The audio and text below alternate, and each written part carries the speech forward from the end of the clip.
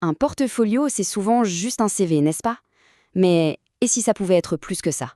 Si ça pouvait raconter une histoire, une vraie mission? C'est exactement le cas avec celui de Nidal Bedoui. On va plonger ensemble dans son parcours pour voir comment sa passion, son innovation et son engagement pour sa communauté ont dessiné un parcours qui a un impact bien réel. Alors, comment on va procéder? D'abord, on va faire connaissance avec l'homme derrière le projet, Nidal Bedoui. Ensuite, on va zoomer sur ses actions concrètes, comment il aide les entrepreneurs, comment il innove, et à la fin, on essaiera de connecter tous les points pour comprendre la vision globale qui anime tout ça. Allez, on commence. Parce que pour vraiment saisir la portée de ces projets, il faut d'abord comprendre la personne. Alors, qui est Nidal Bedou? Franchement, cette phrase, elle résume tout. On voit tout de suite que pour lui, le business, ce n'est pas le but ultime. Non, c'est bien plus que ça. C'est une démarche qui est vraiment guidée par des valeurs humaines très fortes. Et on va le voir, ça se sent dans absolument tout ce qu'il entreprend.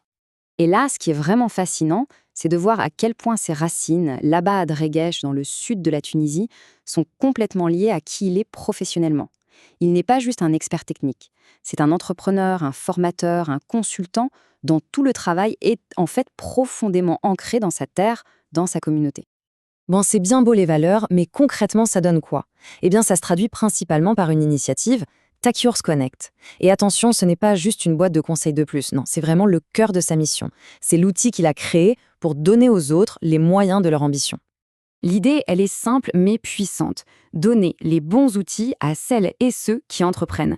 Il vise les startups, les PME, en gros, le vrai moteur de l'économie, pour les aider à franchir un cap, à vraiment grandir. Et regardez un peu la méthode. Ce n'est pas du tout fait au hasard. On sent qu'il y a une approche super structurée, très pragmatique. Ça part de l'identité de la marque, le branding, et ça va jusqu'à la gestion de projet. En fait, chaque étape est pensée pour construire des bases vraiment solides. Et voilà la preuve que ce ne sont pas que des mots. Ces réalisations qu'on voit, elles viennent tout droit de son portfolio. Ce sont des exemples très concrets de ce qui a été fait. Là, on peut vraiment toucher du doigt l'impact réel de son travail, de son accompagnement. Maintenant, on va parler d'un projet qui incarne parfaitement cette idée d'innover à partir de ses propres racines. Là, on n'est plus seulement dans l'accompagnement des autres, on est dans la co-création, dans la naissance de quelque chose de complètement nouveau. Il s'agit de l'espace Jnaïna. C'est un exemple juste génial d'innovation locale. C'est une initiative qu'il a cofondée et le but, c'est de proposer une expérience vraiment authentique, très loin du tourisme de masse qu'on connaît tous. Ce tableau, il montre super bien la différence, la rupture même. D'un côté, on a le modèle classique qui vient prendre de la valeur et repart, et de l'autre, on a une vision totalement différente. Une vision qui investit dans la communauté, qui met en avant la culture locale et qui, au final, crée un cercle vertueux. C'est une toute autre façon de voir les choses. Alors, qu'est-ce qui relie tous ces projets? Le conseil d'un côté, le tourisme de l'autre, eh bien, il y a un fil rouge. Et ce fil rouge, c'est sa maîtrise du numérique, qu'il utilise comme un véritable outil de développement. Et là, on voit vraiment l'étendue de ses compétences. C'est ça qui est intéressant. Il ne fait pas que conseiller, il forme les gens. Il ne se contente pas de gérer des réseaux sociaux, il crée du contenu qui a du sens.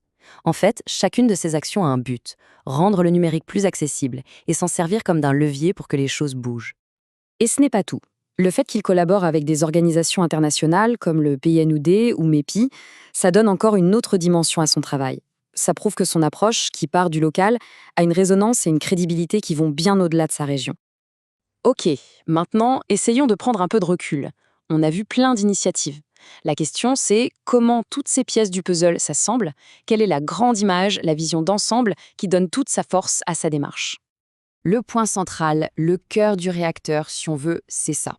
Le but final, ce n'est pas la transaction. Non, le but, c'est la connexion. C'est de mettre en relation des gens, des idées, des opportunités. Et en faisant ça, il crée un véritable écosystème où la valeur est partagée et même multipliée. Au fond, son objectif ultime, c'est de créer une croissance qui dure et un changement qui a du sens. Il n'est pas dans la recherche du résultat immédiat, du coup d'éclat, non. Sa vision, c'est de planter des graines et de construire quelque chose qui va grandir et porter ses fruits sur le long terme.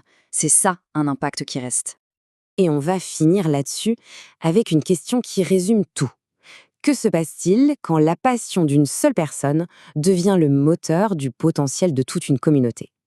Le parcours de Nidal Bedoui nous donne un sacré élément de réponse. Il montre qu'une vision individuelle, quand elle est vraiment connectée à une communauté, peut devenir un catalyseur hyper puissant de transformation. Et c'est peut-être ça, au final, la vraie définition d'un acteur du changement.